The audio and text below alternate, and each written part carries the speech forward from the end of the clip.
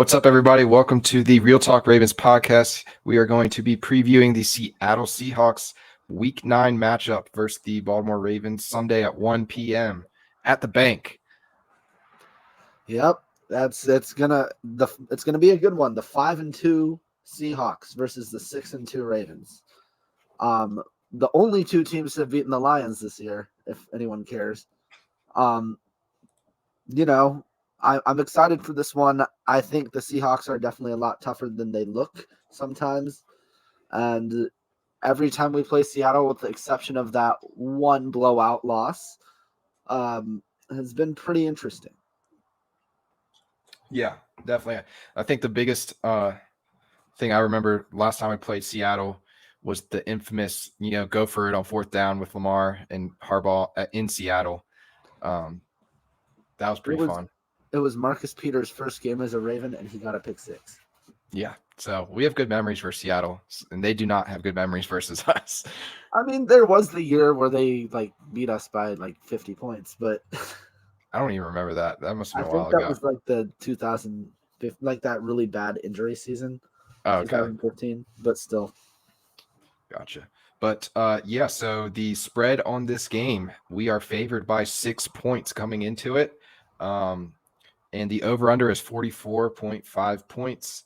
We're looking for the threads of the week: purple jersey, white pants, just like we did versus Detroit and Houston. So we're 2-0 right now with that combo. And then the weather is going to be 67 degrees and sunny.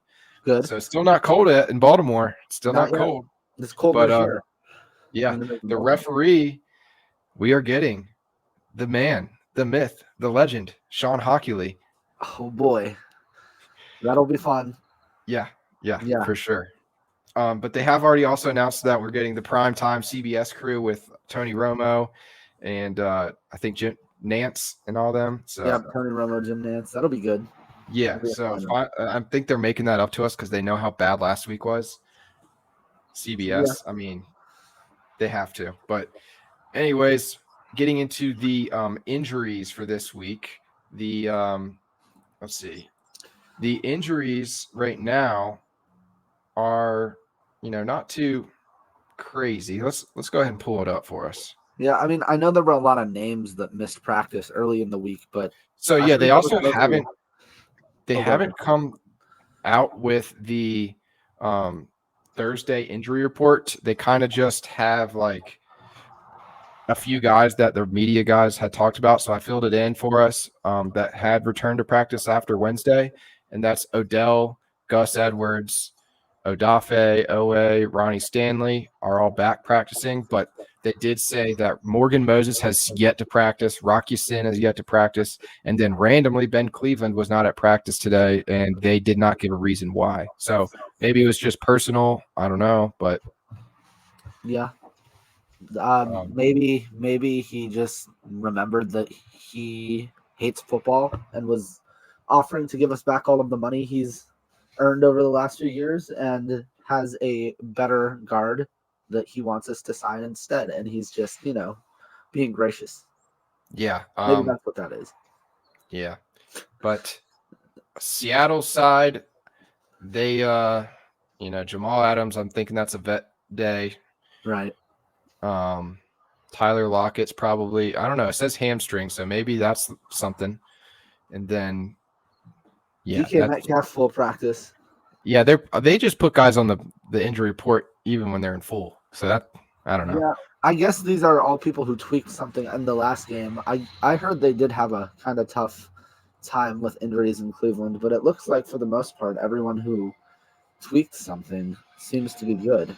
So, yeah, the other news for Seattle was they made a big move at the trade deadline, obviously signing D-tackle Leonard Williams, or trading for D-tackle Leonard Williams from the New York Giants. He's a Pro Bowl caliber player, and I expect to see him this week in at least some capacity. Probably not an every down player, but maybe they, put in the game plan. All right, this is what you're going to do when you're in.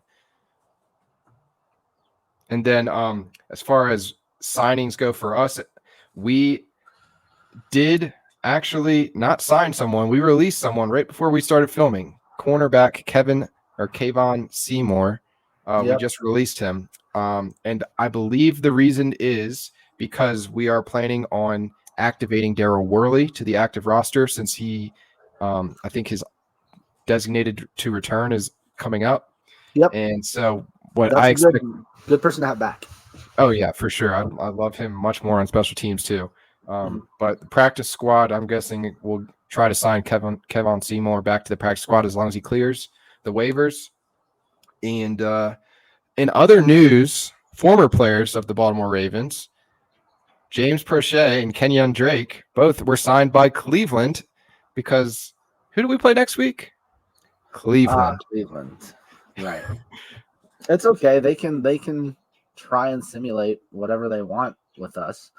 All they're gonna find is that with Kenyon Drake, it'll be easier to fumble the ball than it will be against us. And with James Prochet, he's gonna drop a lot of balls that our receivers won't. So I guess that's good for you. Listen, I've been a Prochet fan and I've been saying he needed a new change of scenery. I don't know if this is it. I know the Browns did just trade away Peoples Jones to Detroit, so maybe that opens up an opportunity for him. James Prochet is a really good guy, and I think he would thrive in like a system, something maybe like LA or San Francisco. Either LA team, really, but I was talking about the Rams. Maybe the Dolphins. He just needs to be in that McVay Shanahan coaching tree. Stefanski is from that coaching tree, isn't he? He's from that lineage. Yep. So maybe that'll be okay. He needs a better quarterback. Um, Obviously, Deshaun Watson fully healthy is way better than, gosh, what's his name that they're starting? I forget his name all the time. PJ Walker. Yeah. But I think it's safe to say there's a difference when you go from Lamar Jackson to Deshaun Watson, and it's not what people were preaching 2 years ago. It's the opposite. For sure. Definitely. But as far as signings go, that's pretty much it. We didn't actually sign anybody, but we didn't make any trade deadline moves, despite all of the reports saying that we were going to get a running back. And I think, the consensus was that we made a strong effort, both with Derrick Henry and Josh Jacobs. Obviously, the shenanigans out in Las Vegas caused us not to really complete any transactions with them, but that's unfortunate. But yeah. And I think with Derrick Henry, I heard a report that we had a trade set up, but the owner vetoed it. Yeah, and the Titans people are all trying to say that that's false, but I think why would they confirm that it's true if it was? Like, they're not going to say that. Right. They look, for some reason they have some odd fixation with Derrick Henry. Let them, if you love something, let it go. If he loves you, he'll come back. But I doubt he will, because Yeah, I think the biggest one was Josh Jacobs, just because it was pretty evident that he wants out of the Raiders and he wanted to be a Raven. he wanted to be a Raven. Like, he made it very clear that he wanted to be on the Ravens and play with Lamar and our team. And I think, would have been a great fit, but unfortunately it didn't happen. Maybe we'll get him in the offseason. Who knows? Maybe. Okay, now we're going to TK's Coach's Film Room Studies segment. Let's go.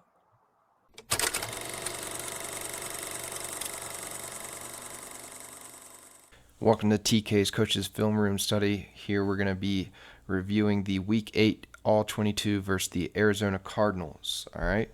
So, first up, just want to go over a few just notes that I noticed. I am worried about Ronnie Stanley this past week. He was, you'll see in a few of these clips, he's just not getting his legs into the ground, his feet into the ground, and securing a good anchor. He's just kind of getting blown back into Lamar's lap, and it's causing Lamar to kind of be off target and just, not be able to step into some of his throws. I think Rashad Bateman deserves more one-on-one balls than Odell right now. Odell's been forced the ball. It's like they're force feeding him, and he's not getting open. He's not getting any separation. He is getting pass interferences, but at the end of the day, you can't rely on the refs to call pass interferences every time. I'd rather be throwing to a guy that is getting more separation on his routes, running better routes, and just, faster. Let's see. I think John Simpson did a really good job in the run game this week. He had too many missed tackles on defense. Obviously, we know defense had a rough one this week compared to usual, especially against the run. Had way too many missed tackles. Their game plan was to get to the second level, get to our linebackers because those are our playmakers, and force our defensive line to win. And fortunately, Michael Pierce had a really good day, but I will say you can't rely on your D-line to make those plays every single time, and that's why I think their run game was so successful. We were just, a lot of times in the run fits, were not sound at all. We were missing B-gap run defenders, which we'll go over in the film study, but we'll talk about that in a little bit. I would like to see us run a screen and go. We've been running a few screens outside, especially on the RPOs with the smoke screens, and I think we are primed and ready to run a screen and go. Rookie outside linebacker Tavian Robinson, he impressed me this week more than any other week. I think he had his best game. I feel like he's kind of coming into his own, being more physical with the offensive lineman and just kind of disrupting plays a little bit more than he was. In the second half, we got into bigger formations with bigger personnel, and it allowed us to kind of run just zone run schemes, and that worked so much better than trying to run the gap scheme. We got a few gap scheme run plays on some counters and powers and stuff, but I'd say for the most part, our zone running was much, much better than the gap scheme this week. Okay, so here is offense as usual. First up, we have a pass play. This is a negative play. Just really want Lamar to kind of process what's going on a little bit faster through his reads. What you're going to get here is just basically a comeback up here, or a curl, and a flat pattern. That's the side that Lamar's reading. I think back here he's got some type of post and check down or something like that. But yeah, let's go ahead and watch it out. All right, so right now, Lamar is back into his three-step drop. There's no flat defender out here, and this defensive back is flat-footed, meaning he's not turning and running thinking that Rashad Bateman's going to run by him. So right now, Lamar should see that and say, all right, I need to go down to my shorter route, go down to my flat route, and hit Mark Andrews right now. Get his back foot in the ground and just toss it to him. Mark Andrews is a beast after the catch. Let's let him do work, especially when this guy's not turning and running. If he's turning and running out of there, then you got a good chance to hit Rashad on that deeper pass. But look, right here, he's not.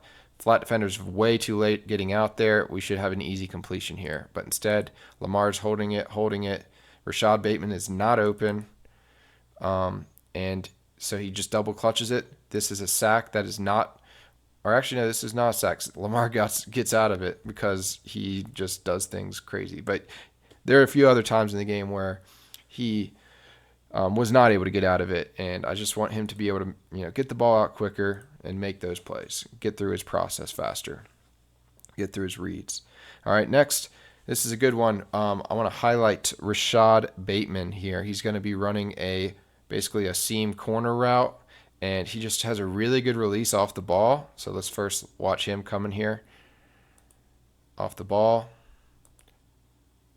He basically does a skip release and then dives inside. He gives him his back shoulder so he can't really push him and get his hands on him. And then he hits him with this post corner, basically. So he's got his eyes turned to really like that. Hits him with that, sets him up, and then takes him back outside. And Lamar throws one. Not his fault. We'll watch the tape. But look at him coming back to the ball here, making the play over the DB. That was a great play, probably the biggest play of the game. But just going back to that, the reason that Lamar did not throw an accurate pass there was because Ronnie Stanley got blown back. If we can rewind it here to the last play, let's look at Ronnie Stanley. All right, right here, left tackle, Ronnie Stanley. He gets out fast, but look at it. His whole feet just are getting blown back, and he's hitting Lamar while he's throwing the ball, and Lamar's got nowhere to step. He's got nowhere to throw. And that's why the ball's underthrown. Luckily, Rashad Bateman made a heck of a play. All right, here is the Mark Andrews touchdown. All right, so one thing that we should all know by now is that Mark Andrews is going to find ways to get open no matter what. So here it's basically just we have a mesh route here with Nelson Aguilar, and I think that's Odell coming across. And then we have basically a deeper post route behind it with Andrews. But what Andrews sees right now, he's covered, right? So he's going to find this spot in the zone, this soft spot in the zone. Since him and Lamar are just telepathic, he finds that soft spot in the zone, sits there, waits, perfect pass. But wait till you see this. Same play here. Watch Lamar Jackson. All right, again, watch Ronnie Stanley here. Gets blown back. And he's in Lamar's lap. But watch Lamar throw it 1 foot on the ground. 1 foot. His other foot is about to kick Moses in the butt. Right in the center of the numbers. That is ridiculous. That play was probably his best throw of the year. Anyways, going to end on some bad notes for the offense, though. Up top, we got Odell Beckham. Simple slant route. All right, versus press coverage. All right, versus press coverage, you are not going to want to run your traditional slant route with that 45-degree angle. Okay, versus press coverage, you are going to want to lean into them, and then break it off almost like a sharp in cut so that the defender cannot undercut this paw. All right, so if we watch this route, this is a third down too, mind you. He gets a little release, breaks the gap between him and the defender. And look at his angle. He is going straight upfield this way. He should be going right here down this line. Okay, so because of that, the defender is able to sneak behind him, stick his arm in, and make the play. If he runs straight down this line, that play doesn't happen. He probably has a much bigger gain after the catch too. All right, so from a vet like him, I wouldn't expect to see that versus man coverage. He should know better. Okay, next, just another example of Lamar not getting through his reads quick enough. All right, so he's reading this side of the field right here. This is a route that combination concept that we've ran before. This tight end's running right here, and then you got your post by your number one, backside dig, and then you got your check down right here. Okay, but it's all covered right now. Look, 1, 2, this Mark Andrews has got a linebacker underneath. Post is taken with 2 defenders. I mean, he's looking to this side of the field, and no one's on that side's open. He needs to see that and just, don't even worry about going to Rashad. Just hit your check down. You should always know where your check down is. Lamar's done a good job of that this year, but on this game in particular, it just seemed like he was holding on to the ball way too long and not getting to his check down. All right, so if he gets the ball to Ricard right now, he's probably got an easy 7, 8, maybe 10 yards. But instead, he climbs up in the pocket. Moses gets beat because he's been blocking for so long. So does Zeitler, and then it's just an easy sack. And, that can't happen against better teams. Okay, so defense. Like I said before, we were not sound with our run fits. especially in the B gap. That's where we got hit the biggest. So if we're just looking at our run fits right now, let's just look. We got our D tackle here. He's our A gap run defender. We've got D tackle, A gap run defender. Got our weak side linebacker, or I guess Mike linebacker. He's got the B gap. All right, so here's where we're short here. Back here on this side, he's our C gap defender. So we're looking at this gap right here, the B gap. All right, and what needs to happen is either Patrick Queen has to slide over and take the B gap, or our safety needs to rock down, Kyle Hamilton, and take that B gap. I'm not sure what the call was, so I don't know who's responsible for this, but either way, somebody, either Patrick Queen or Kyle Hamilton, is responsible for this B gap. Let's look at where the run goes. All right, Patrick Queen gets sucked right here, right on the center. I think he might just be looking at the running back, but they run basically a counter back this way, or a misdirection. They're not pulling any linemen. And there's no B gap defender. Look at that. And Kyle Hamilton's all the way back here. So I'm not sure if it was supposed to be on Hamilton or Queen, but one of those two messed up there. And they get a big 10-yard play because of it.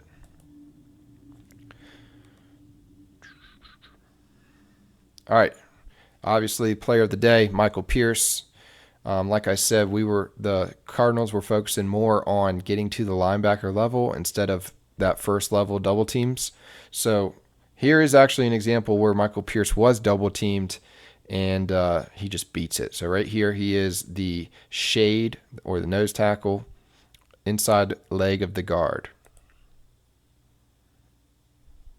All right, double team with the center and the guard right here. But watch him just throw them off to the side. Now, I will say this center was very quick to get to the linebacker. Like I said, they were more worried about getting to that linebacker. So now it just essentially is just man on man. He's got the guard on his own, and that's it. He just throws him off and makes the tackle at the line, TFL. Again, 4th and 1 this time. 4th and 1. So obviously we're in this set right here, thinking maybe quarterback sneak, something inside. And Michael Pierce, where's he at? Right here. The left side nose tackle. Watch this. This is just mad. This is just killing. Throws him off, makes the tackle. And just the pad level that he's playing with. He's playing so low.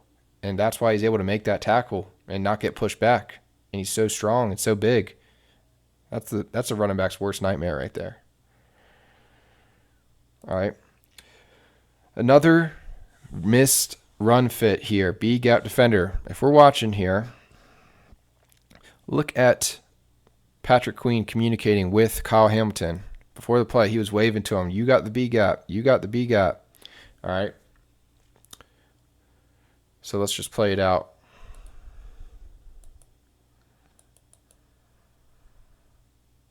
Right here.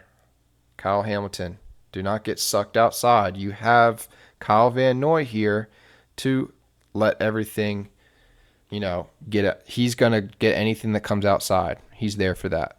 So Kyle Hamilton has to basically step up. I know he's got pass responsibilities, but he has to take his read step. Right now, as soon as this ball is handed off, he should be shooting this gap. And we all know with his athleticism, that won't take very long. Instead, he gets sucked outside, and the running back sets him up pretty nicely, hits this hole. Big game for the run game. Again, this is stuff that we have not seen from our run defense all season. I don't expect it to continue, but I just wanted to point it out because this is what was happening. All right. Here was the interception by Brandon Stevens, and I want to show you what caused the interception, why the throw just magically came right to him. All right, we got Patrick Queen on a blitz right up the middle. Makes a nice move, gets his hands up in his face, and that causes Dobbs to throw a high pass inaccurate right to Brandon Stevens. All right. I know when I was watching the game, I didn't notice that. So I just wanted to point that out because Patrick Queen is the one that caused that interception, and that was a big turning point in the game. All right. Again, big man, 58, Michael Pierce, making a big play. All right, watch this. All right, it's a zone coming at him. Again, they're trying to get a hat on the linebacker instead of double teaming our 350-pound D tackle and expecting their guy to win that battle. It's not going to happen 7-8 times out of 10. And he just blows by him. TFL. Sorry, running back. And you had Clowney there to clean up and Hamilton. All right. All right, last play I want to go over. Again, Michael Pierce. What's up? What else is new? This is him. Sack. All right. This guy, 72, he deserves to get benched. I don't know if he's supposed to be their starter or what, but he needs to get benched. And he just runs right by him. Whew, that's a big man falling on a quarterback. He fumbles, but look at Clowney here. This is the ball's right here. The end zone's right here. It doesn't get any better than that. You have to pick that up, scoop, and score. But too bad Clowney is so unflexible. Like I said earlier in the last podcast, go hit the yoga. And we're back from the TK's Coaches Film Room study segment. That was good, man. Thanks for actually showing me this time before we started recording the episode. It was definitely more helpful. Yeah, we'll do that going forward. Okay. But let's go ahead and get going with the offensive keys. So I will say Seattle's strength of their team is definitely their defense.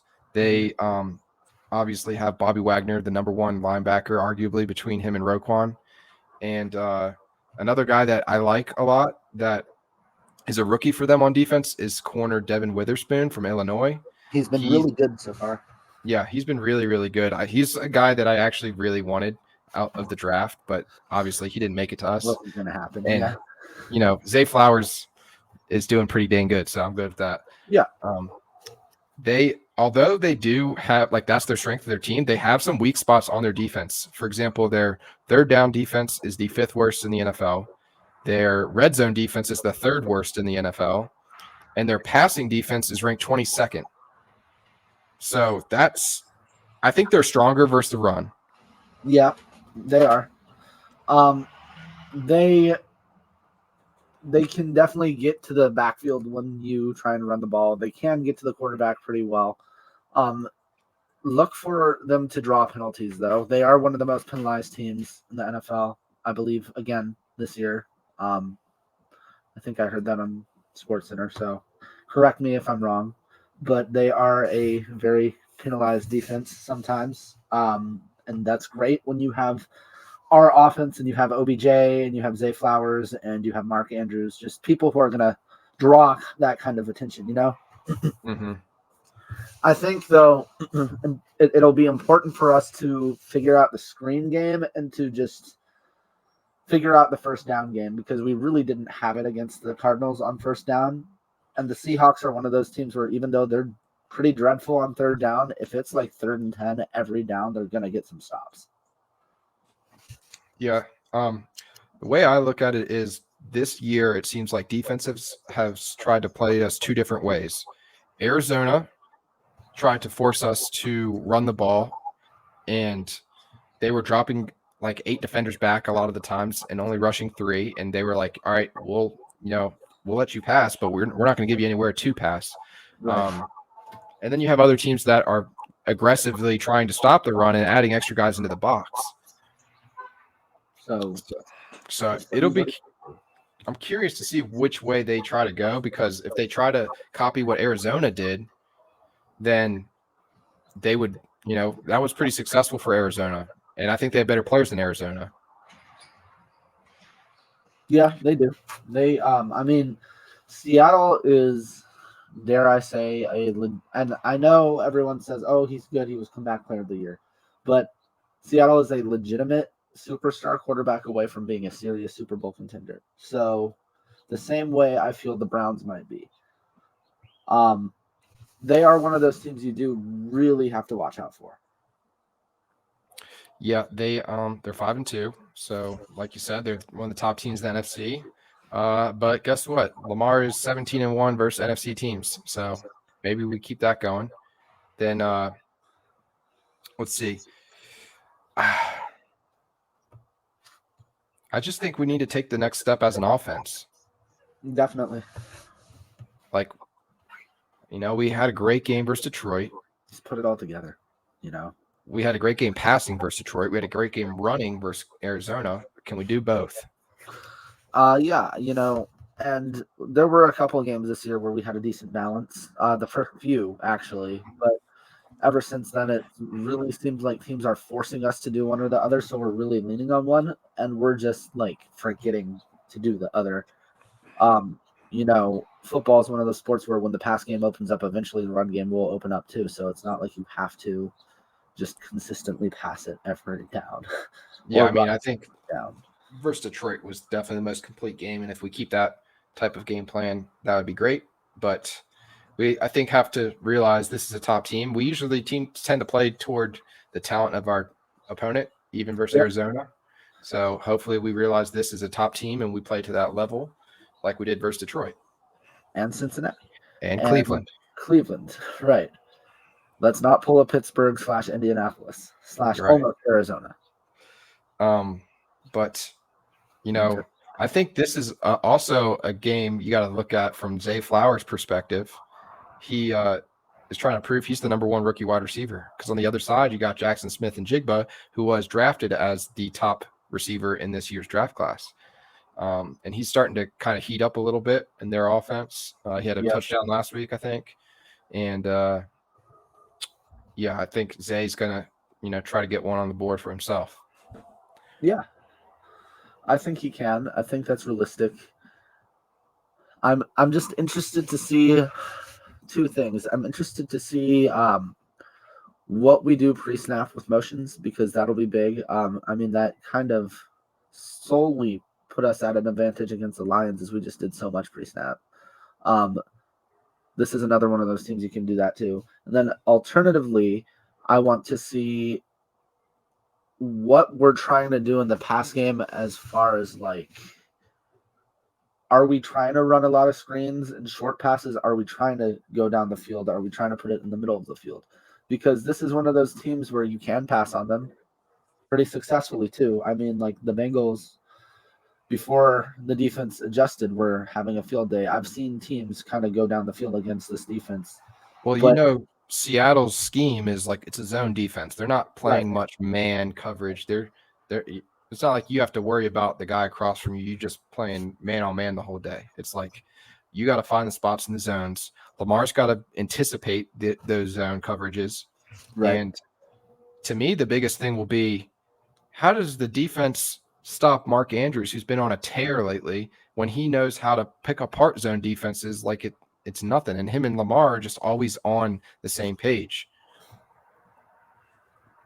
So, I think you could very easily see Mark Andrews having a huge day this week. Oh, yeah. That would be nice. Just keeping that streak going. He's been going. If you're going to break that record, you should do it on this stretch while you're at home. Mm-hmm. Ravens fans are far more receptive to record breakings than opponent fans are. So, for sure, that was a really dumb statement I just said. But anyway, just do it at home. Do it in front of our fans. Yeah, let's keep our win streak going. We've won 3 straight now. And then, offensively, the last thing I want to say, like I was talking about from the film study, I just need more from Lamar, as far as when his first read isn't there, his second read isn't there. I want to see him progress to his check down, because checkdowns are open 90% of the time. Yeah. Even if you get 3 or 4 yards, that's better than losing 3 or 4 yards and getting sacked. There's that one you were showing with Pat Ricard that I said it myself. That would have been a first down if he had just gone to the check down. So I think that could be a huge difference maker in this game, and I just hope that we realize that and try it. You know, Mhm. Lamar, it's just kind of an in the moment thing, but I don't know. I trust he'll figure it out. I think he will. Yeah, I mean, that was the only game this season that I've really seen it that bad consistently. Like he did it a lot against them. And I think it might have been because of his comfort from the Detroit game where he was able to hold on to the ball a little bit longer and guys did end up getting open. But, Right. you can't rely on that at all times. So you need to be able to get through and know who your check down is. But yeah, let's go ahead and get into defense if you don't got anything else. No, but I'm good. Let's go. All right. So Seattle's offense has actually been struggling the last couple of weeks. Their fans on all their sites are all up in arms about it, how bad their offense is performing right now and how inconsistent they are. They're just like a roller coaster, up and down, up and down. And the thing is they have weapons. Yeah. They got Kenneth Walker, who in my opinion is a top tier running back in the NFL. You've got receivers, Tyler Lockett, DK Metcalf, and like we said earlier, Jackson Smith and Jigba. So they've got three really good receivers, and I think that makes them one of the top groups in the NFL for It does. sure. They definitely have a top group. It just doesn't always reflect. Yeah, they have the best wide receiver group we've played. Even better than the Bengals. I think top to bottom, yeah. Yeah, okay. Fair enough. I mean, T. Higgins went off on us and no one else so far this year. I don't know. It's close with them, but yeah, it's tough. Like it's just one of those hard to judge the Bengals because they got Joe Burrow. Yeah. Well, I will say Geno Smith has been pretty much exactly what Pete Carroll has wanted him to be.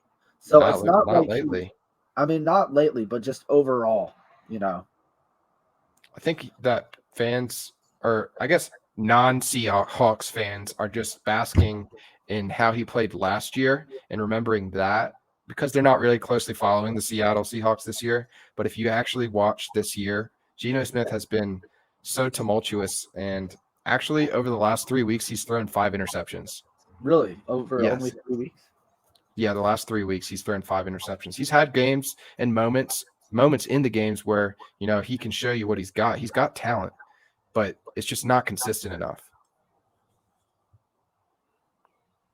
Yeah, I did watch the end of that Bengals Seahawks game, and they had like 3 or 4 shots in the red zone, and they couldn't do anything. And that was kind of annoying to watch as someone who was passively or actively rooting against the Bengals. But yeah, at the same time, when I know the way our defense plays and I see that kind of thing, that just makes my mouth water. This could be the perfect matchup for us because, like you said, we play up to our opposition or down. Well, our defense is going to come back mad. We're going to be that bend don't break defense that we've had. They're not going to have 2 games like that in a row. Kenneth Walker might start okay, but at the end of the day, I feel like we're going to have a pretty suffocating defense. I find that Geno Stone, a lot like Jared Goff, is a kind of stagnant quarterback, almost like a tree. And if he can't find his reads, then he will just take the sack or fumble the ball. And I would be very not self-aware if I didn't say the Ravens have been like that this year. But I think, back to my point, just that's the kind of offense that this defense will thrive against. And then I trust in our offense enough to score enough to beat this team. I don't think that the Seahawks are going to be scoring as many, honestly, as the Cardinals did. I think it'll be similar to maybe what the Steelers did, where it's like 17 in that 10 to 17 range, So as long as we score at least 20, I think we'll be okay. Yeah. Another thing to keep in mind is that this is Chris McAllister's throwback legend game. So he'll be there. Yeah, he'll be there. They're going to announce him and do something with him probably. So I don't know about you, but Chris McAllister is like one of my all-time favorite Ravens.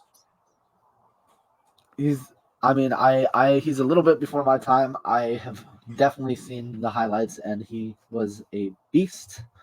But him and Ed Reed together was just so fun to watch. But getting back to Seattle, I would say they're kind of like the opposite of us, where they kind of play bad in bigger moments and against better teams, whereas we play bad against the bad teams and we play better against the better teams. Right. So I'd like to see that continue, and us. Would that cancel out and make them beat us though? Like if they're playing like a bad team, then we'll just find a way to lose. Yeah. So just looking we have a lot of common opponents, right? So they beat the Browns 24-20. They beat the Cardinals 20-10. They beat the Bengals, or no, they lost to the Bengals 17-13. All right. That's their last 3 games. So, they are seeing a lot of the same opponents. That's actually really interesting. Yeah, well, because the AFC North is playing the NFC West. So that's how that goes, basically. But I think the key for us this week was our weakness last week. We need to defend the run. Kenneth Walker will make you pay. He's not DeMarcado, some third-string rookie off the bench. All right, this guy is a first-round running back, and he's a top-tier talent. He is. I mean, he kind of has been the piece of the puzzle that's kind of kept that Seahawks offense moving all throughout last year, all throughout this year. And he's got breakaway speed. The Seahawks don't make the playoffs without Kenneth Walker last year. So if that says anything, we got to be ready. Close those gaps. I'm expecting, after how embarrassing that was last week for the defense, that they're going to come back very hungry and very focused this week and make sure that none of those miscues happen this week. Yeah, I surely hope so. But that's all I got for defense. How about you? On defense, I think, like you, that we're going to focus on stopping the run, and that will be the key to winning, because I think our secondary and just our pass defense is good enough. We will have some mismatches when their receivers go up against our cornerbacks, because as good of a defense we are, I would say we have a bottom 12 cornerback room right now, because Marlon isn't enough to carry everyone up as far as names. But as far as the way they've been playing, they have shown that they can outplay their potential. So we just need another week like that where Brandon Stevens is insane, where Rocky Yassin, if he plays, actually makes plays, where Ronald Darby makes plays. Because when they've put in a collective effort, they've been really good. It's only been when our defense has been out for long stretches where our corners really get tired and we really start to eat it. So I think it really starts with the rush. Really starts with just getting them off the field. If we stop the run game, their drives will be short and our corners will be rested, and our defense will be rested, because we'll be given 3 and outs, 2, 3, 4 and out kind of, drives where they don't keep the ball very long. And that's the key to winning, is just quick drives. And I'd love to see a Geno to Geno interception. That would be amazing. Or even a Geno to Geno touchdown. Yeah. Well, while we are talking like that, let's go ahead and get to our bold predictions of the week. You want to get started, or you want me to get started? You go first. All right. Well, first thing I want to bring up is this is a West Coast team coming to the East Coast, playing at 1:00. All right. So in their time, Seattle's time, this would be 10 o'clock kickoff. That means you got to think they're not just waking up and playing the game. They're waking up probably at 5 a.m. their time. Yeah. And playing the game, because, you got to get there a couple hours before, do your on-field warm-ups, doing all that. So, I think that's a pretty big advantage. So with that being said, offense, my bold prediction, we're going to force it, and we're going to force it, and we're going to force it, and Odell's going to score a touchdown. Yeah. Okay. And then defense, Marlon Humphrey is he's due, right? Chris McAllister is there on site, ready to see it. Marlon Humphrey gets his first interception of the season, and that just sets the tone for our defense this week. So a weekend of firsts is your prediction. Yeah. And then for the final score, I'm going to go that we win 27-17. Okay. I like how you're talking about redemption for our defense. Because they did have a rough week last week. But another aspect that another person who had a rough week last week that we don't really talk about too much is Justin Tucker. He missed another long field goal. Well, I think that he shuts all the naysayers up and scores 3 field goals from 50-plus yards this week. So that would be, I guess, an offensive because it's a scoring thing. I'll count that as offense. Defensively, I think that in a bold prediction, I think we hold them to only. This is going to be crazy, but why not? Only 2 different people receive the ball successfully, meaning like throughout the whole entire game, they only have 2 players with receptions. Now, I'm not saying how many receptions that'll be. It could be multiple ones. But I just think that because of our pass rush and because of our secondary, if we can keep them off the field or, quick drives like that, it'll be a lot like the Lions game where it'll just be really quick drives and they might only have success going to 1 to 2 people. So I don't know who those people would be, but that's my defensive bold prediction. And then my final score, I guess I predict the Ravens. I guess I predict us to win. 20-10 seems fair. 21-10. 21-10? Yeah. All right. Or, well, I said 3 field goals. So you know what? 27-10. Okay, so you're close to my score. I cannot math today. I'm just adding 1 field goal. Okay. All right, so I said 27-17. You said 27-10. Yeah, but that like disregards my whole field goal theory, so I have to make it 30-10. Oh, 30-10. Because it would be 21 would be 3 touchdowns, and then the 9 would be the. That would be a statement. 20-point win versus a 5-2 team. Didn't we just beat another 5-2 team by more than 20 points? I know, but it was a statement, and now everyone has us as a Super Bowl favorite. If we do it again, I don't care who they have as a Super Bowl favorite. The Ravens are just going to do their thing, Yep. I don't think they're listening to that, and for the first time ever, I'm not listening to that. Yep. I'm just watching them play.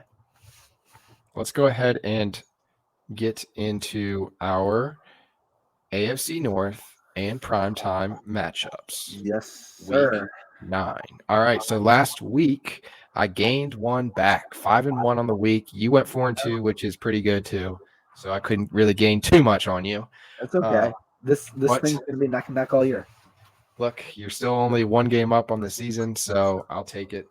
But yeah, this week we have some AFC North teams playing in prime time, so there's not as many games. We only got 5 games to pick, but let's go ahead and get into it. All right, Yep, go ahead. First up, Thursday night football. Tennessee at Pittsburgh, AFC North. Pittsburgh's favored by 2.5. What are we thinking? Gosh. Pittsburgh always wins these dumb games. So Pittsburgh. Like Pittsburgh 20, Tennessee 19, or something dumb like that. All right. I am going to ride the Will Levis train, and I am going to say Tennessee. Will Levis hasn't seen a real NFL defense. Who did they play last week? Atlanta. Atlanta's pretty solid. They have players, but they're not gelling like a real NFL defense, like the Steelers. There are certain teams that have players, and then there are certain teams that are just legitimately good defenses. Also, Minkah Fitzpatrick is out. Is TJ Watt playing? Yeah. Then it doesn't. And they got Cameron Hayward back for his first game. Right. And what's his face? Alex Highsmith is playing. So, yeah, I think still I'm sticking with Tennessee because I'm going to say that they're just going to toss the ball up to Hopkins. That would be great. I'm starting him on fantasy today. So, all right. Well, even though we have 1 less game, I added 1 in for us because there's a Germany game this week. That's right. So technically we're good. We added the London games in the past. So Miami at Kansas City. Technically, it's Miami versus Kansas City because it's neutral site in Frankfurt.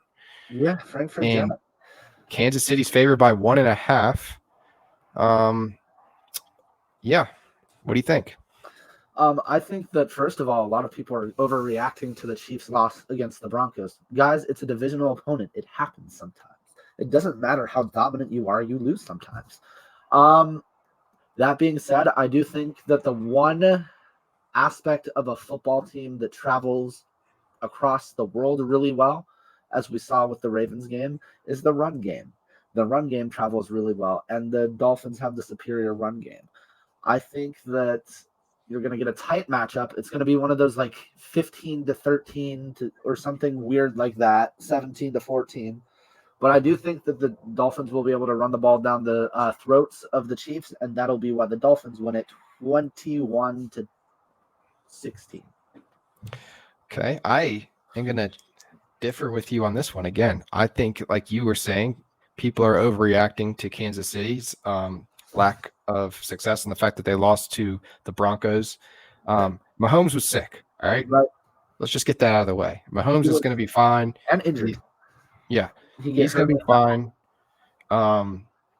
And I just think that this is one of those games where you rely and you depend on your experience because you're going overseas.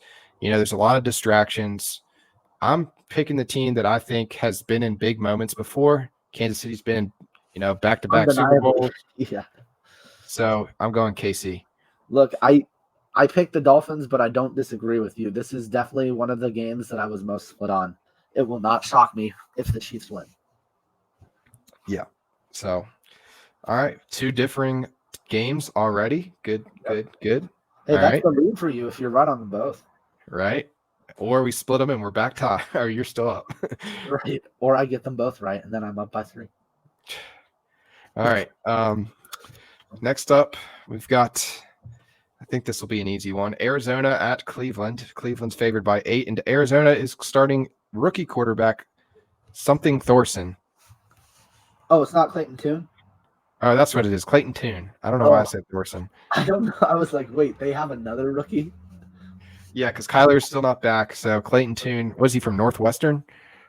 Clayton Tune is from like Northwestern or like one of those really smart schools. I don't know. He's really smart apparently. So was Josh Dobbs. Yeah, and Josh Dobbs is now a Viking. Yeah. So I don't know. Let's see. Clayton Tune, college. He went to Arizona actually. Oh no. No, he didn't. That's because it says Arizona Cardinals. He played college football at Houston. So he was close. I was gonna say now that name seems. Oh, now I remember him. Yeah. He was pretty good. He threw the ball a lot. He's still gonna get mollywopped by freaking Myles Garrett. Yeah. I go Cleveland, and it's tough to choose anyone else to win this game. Deshaun Watson's still questionable, so he's not, a sure thing. But I don't think it really matters. Have you ever seen Nacho Libre?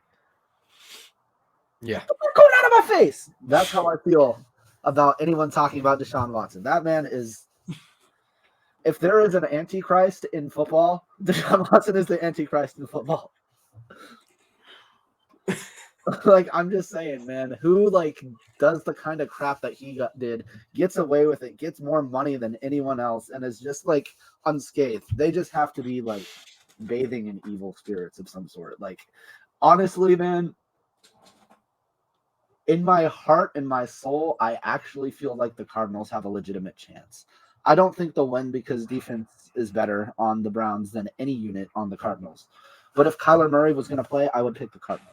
However, I think a 12-7 scoreline is pretty fair, and I think it could be one of those where it's 4th and goal with a minute left and no timeouts, and the Cardinals just don't convert, so they lose. Yeah, I mean, you never know when it comes to these rookie quarterbacks too, because, you saw it last week with Will Levis throwing 4 touchdowns in his first start. Right. I just don't think he has the weapons that, he doesn't have a DeAndre Hopkins. He's got Hollywood Brown. He's not going to do anything. He's not good enough to be an absolute game changer. Exactly. And then I do think, like you said, I think it'll be close. I think it will be because I think we probably gave Arizona some confidence last week by playing close with them. Yeah. And, I can see them That was the stepping up. master plan. Let them think they're good, so they'll go beat the Browns. And then Yeah. we're just evil geniuses at heart. So we both go with Cleveland on that one. Mm-hmm. Yeah. All right. Sunday Night Football, another AFC North primetime game. Buffalo at Cincinnati, the Damar Hamlin game. Cincinnati favored by 2 points.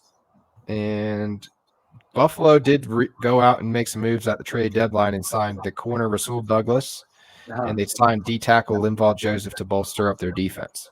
Khalil Shakur, I think is his name, had a really big game last week, and Gabe Davis had a really big game last week, and that kind of contributed to them finally being able to get over the hump of beating a lousy team.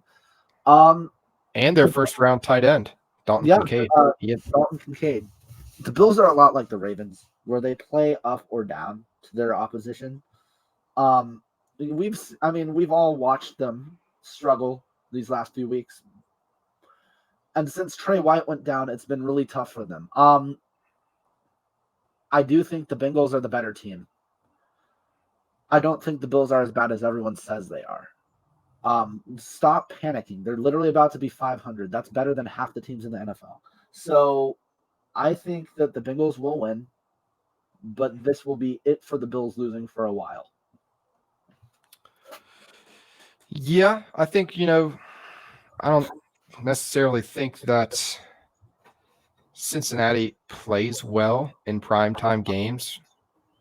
I don't know what the stat is. I just think, just from my recollection, I feel like, it just seems like in primetime games they don't do great. But I do agree that at this point in time, at this point in the season, they are at a very high level compared to the Bills. The Bills are still, it's not quite there. Josh Allen's dealing with his shoulder injury and his throwing shoulder. They're that team that has it. They just don't realize that they have it. And I don't know. I think the problem is they're not running Josh Allen enough. And I don't think that that's necessarily a bad thing because it's still, first half of the season, try to save his legs kind of more and his body more for the playoffs and the second half of the season. I will say it would be a very humbling Bills experience if they somehow missed the playoffs. Well, it's tough because Miami's playing so good. They'd need Miami to collapse for them to win the division. Then you got the Jets that are kind of sneaky because they just win games they're not supposed to. Dude, the Bills have only beaten the Dolphins in that division. They've lost to the Jets and the Patriots. Yeah. I mean, I know that they're better than the Jets and the Patriots, but you still have to beat them, Yep. But that being said, I do stand by what I said before. I think they'll turn it around. I think this is probably going to be it. Their schedule does stay pretty difficult, but I think that they'll find a way to grit it out, just not this week. Yep, agreed. So, last game, Monday Night Football, LA Chargers at the New York Jets. LA Chargers are favored by 3.5. Dude, the Chargers are one loss away from Brandon Staley joining Josh McDaniels on the unemployment train. They have lost every single game this year that has been dubbed a do or die game for them. They lost in week 1 against the Dolphins. That was supposed to be a toss-up. They lost, right? They lost week 2 to the Titans, wasn't it? They lost the game they had no business losing. They won a couple. I forgot who they beat. They barely beat the Vikings, and then they beat the Raiders barely as well. So very well could have been 0-4. And then they've started losing again. They lost to the Cowboys. They lost to the Chiefs. Am I forgetting a game? Did they lose another one? No, they just had their last week. They beat the Bears. The Chargers are the biggest phonies in the NFL.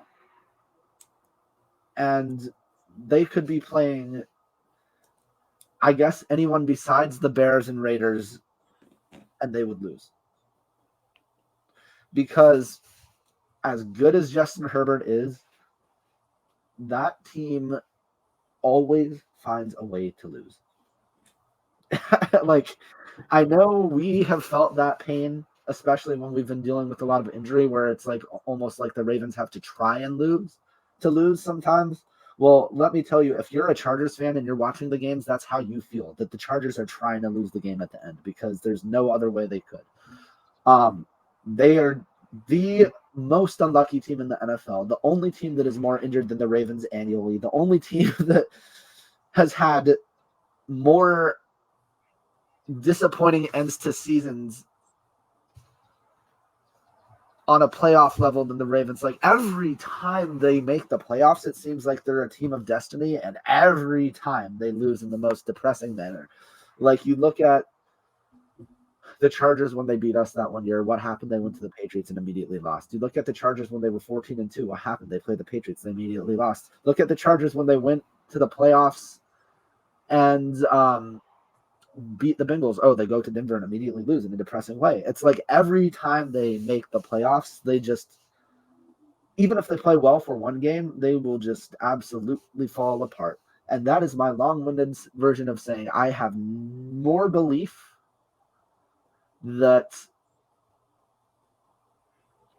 the Pittsburgh Pirates will win the World Series next year than the Chargers will make the playoffs this year. And in doing so, they're going to lose every big game. And I consider this a big game because it's prime time. They're going to lose. So you're going Jets? Yes. All right. Well, I'll give you the short version of that. I'm going with the Jets as well, just because I don't think that they've done well versus good defenses. You played the Chiefs, you lose. You played the Cowboys, you lose. Let's see, who else? They play the Titans, you lose. Right. You play the Dolphins, you lose. Every good defense they've played, they've lost to. And arguably the Jets are if their offense was average, then they might be the number one defense because they wouldn't be on the field as much. But since they are on the field as much, or they are on the field so much, that's probably why they're not in the top of those rankings. So I am going to go with the Jets, and I think Zach Wilson has a good game. All the Jets have to do is hand it off to Breece Hall and throw 4 to 10 convincing passes. And you also have to think about the jet lag, Chargers to the Jets. Yeah. It will be a night game, though. So it's not like they're playing at, ass crack of dawn. They are playing at 5 p.m. But still. Something to keep in, who knows. Yeah. But that's it for the Week 9 matchups and picks. Let's go ahead and get into the Mike's Top 5 Ravens. Alrighty, guys. I do have to keep it kind of quick this week as we are running a little bit out of time. But I will start with 5 being Rashad Bateman. Rashad Bateman was the most productive we've seen him be all year, maybe in his career so far, just as it goes to making the catches and being open. He has had better statistical games, but it looked complete, and it looked like he's getting back to what he could have been before, which if you've heard me talk about him in the past, I've said I feel he can be one of the best receivers on the team. So hopefully this is a sign of good things to come. Number 4, it's very hard to knock him out of the top 5. He'd have to play absolutely terrible. And he didn't. Looking at the film, a lot of the issues he had weren't his fault, and that's why Lamar Jackson is number 4. If you look at the tape, he didn't really have a lot of time to throw the ball, and for some reason they kept on forcing him to throw the ball. Now, why he's so low is because he could have audibled out of it and decided to run the ball instead, or he could have just had quicker reads, gone through his reads quicker. As you guys saw in that one clip Tyler shows where he's looking at the whole right side of the field for way too long, and on the left side of the field, he has that check down wide open, and he also has his other receiver almost open downfield, so that's why he's a little lower. But he still did make some clutch passes and some good decisions down the stretch that led to us winning the game. Number 3, Mark Andrews, that anyone would wish to have last week.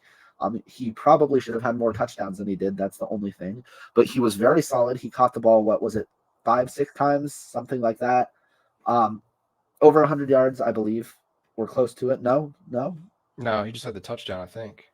No, you know what? You're right. He had low yardage, but he had a touchdown, and it was 5 for 40 something. 4 for 40 and a touchdown. 4 for 40 and a touchdown. Okay, just getting people mixed up here. Nonetheless, the touchdown was huge, and he was getting open and drawing coverage the same way that OBJ does, which kind of opened up the field. I know we weren't getting a whole lot all the time, but when Mark Andrews was doing his job the right way, we were getting more. Number 2 was Michael Pierce, who was the entirety of the defense, it seemed, at points last week. Every play, it seemed like he was either on the ball, on the quarterback, or just in their face. He had the biggest defensive impact of the game and is a big reason why we won the game. Because there were a few times where the Cardinals looked like they were destined to score, and then you have 1 or 2 big plays, and the drive fell apart, And Michael Pierce was a big part of that. Number 1 is Gus Edwards. Gus Edwards had his career day. Flowers to Gus because, he doesn't have days like this too often. I remember he had that big game against the Steelers last year, but he didn't really score a lot of touchdowns. Well, this time he did. What was it, 3 touchdowns?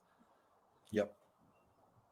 And, I don't know, man. He even though they were on goal line, he came up in a big spot when we asked him to. Had his most carries of the season with 19 carries. Yep. And what was his yardage? He had 80 yards rushing. 80 yards rushing, which might underwhelm some people. I knew it wasn't quite 100. But you have to think about the situations he was used in. He was absolutely effective. And that's why he rounds out my top 5 for this week. So, again, it's 5 Bateman, 4 Jackson, 3 Mark Andrews, 2 Michael Pierce, and 1 Gus Edwards. So congrats to those guys. Keep it up. Hopefully you'll be on my list next week. My winners list. I like it. Top 5, not bottom 5. No. Yes, exactly. But yeah, let's go ahead and to close this thing out, unless you got anything. No, that's it. I mean, you explained it perfectly. All right.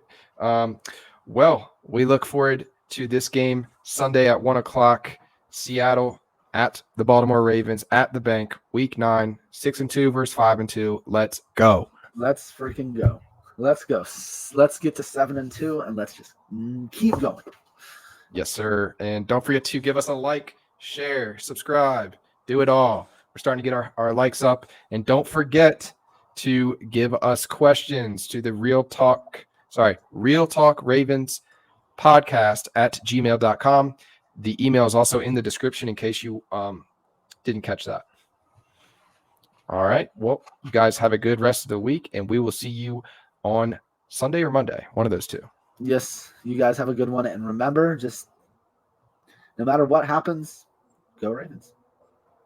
Go Ravens.